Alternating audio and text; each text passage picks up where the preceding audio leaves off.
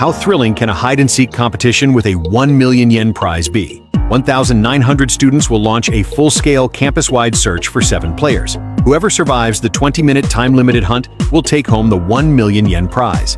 Player 1, Okabe, built a fake pillar next to the sink in the art room and hid inside it. The team even added paint-stained details to the pillar's surface to sell the illusion. Now, the question was whether this seemingly random pillar could escape his classmates' notice. Player 2, Akiyama, took advantage of his petite frame and squeezed directly into a printer in the classroom hallway. This hiding spot was nothing short of perfect. After all, who would ever think someone would hide in such a place? Player 3, Ishikawa, put on the custom-made ghillie suit provided by the program team. Every branch on the suit was sourced locally from the school. He squatted down in the flower bed and blended right into the surroundings instantly. Not a single flaw was detectable. Player 4, Kikuta, lived by the motto, "The most dangerous place is the safest place." He painted his entire body the same shade as the white walls and squatted on the top ledge of the gym wall, betting that none of his classmates would bother to look up. Player 5, Matsuo, had a quirky obsession with showing his face, so the program team took a cheap route. They cut a hole in a poster and let him stand behind it as a human poster. This hack saved a ton of production costs. Player 6, Sopin, got a high-budget upgrade from the program team, a lifelike fake vending machine. It looked identical to a regular one on the outside, but the inside had been hollowed out for him to hide in. To avoid blowing his cover if students inserted coins and got no drinks, the team thoughtfully left 2 bottles of soda inside for emergencies. Player 7, Mariyama, set up an enclosed space in a corner of the gym and piled clutter and chairs around it to disguise it as an unremarkable storage area. The disguise looked completely natural and out of place.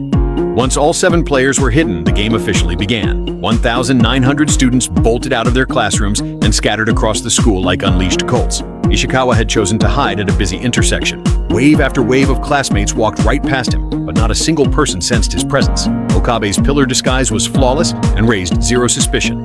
The gym flooded with students, and Kikuta watched them scurry below. Yet no one spotted him, even though he was technically in plain sight. For the first 2 minutes, all players stayed safe, except Matsuo. 2 girls walked into the room and immediately saw him. It was a total giveaway. At the same time, Sopin faced a crisis. Several girls zeroed in on his fake vending machine and inspected it closely. Sopin dared not move an inch, but luckily, they left without finding the entrance, letting him narrowly escape disaster. Kikuta was not so lucky, though. In the packed gym, someone finally noticed him a few minutes later, making him the second player to be eliminated. On the other side of the gym, Mariyama avoided detection because no one wanted to bother moving the clutter blocking her hiding spot. Akiyama, tucked inside the printer, also had an easy time.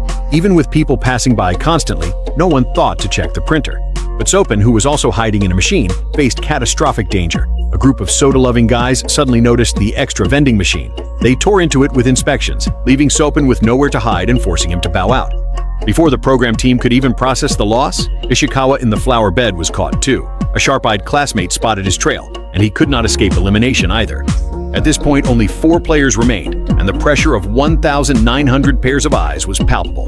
To make things more dramatic, a last-second emergency struck in the final tens of seconds of the first half. A classmate's print job was stuck, so they checked the printer for malfunctions. They lifted the cover and found Akiyama hiding inside.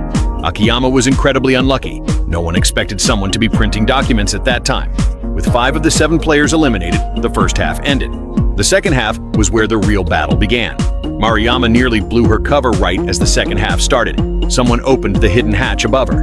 In the nick of time, she used the movable space inside to shift to the other side. And since the classmate only glanced inside after lifting the hatch, she narrowly survived the critical search. Okabe had withstood multiple inspections without a single slip-up, but a female classmate who often came to the art room for tutoring noticed something off about the pillar and successfully uncovered him.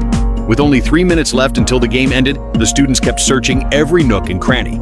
Trapped by the hundreds of hunters, Mariyama finally lost. In the final minute and a half, the hatch above her opened again, and this classmate was far more thorough, sticking their head inside and locking onto the last remaining player. By the end, all hiders were eliminated. The students took home the 1 million yen grand prize and successfully achieved their goal of splitting the reward evenly.